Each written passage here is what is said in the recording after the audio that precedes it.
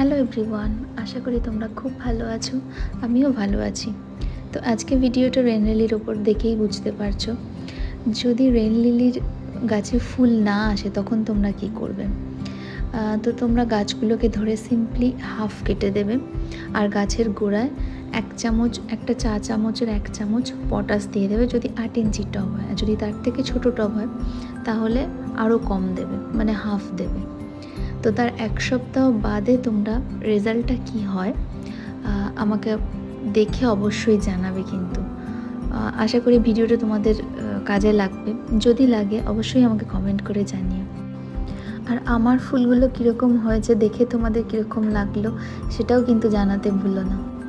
এই গাছের কাটা অংশগুলো দেখে নিশ্চয়ই বুঝতে পারছো যে আমারও সেম প্রবলেমের মধ্যে দিয়ে আমি গেছি। তো ওগুলো করার পর দেখো গাছ ভর্তি ফুল এসছে।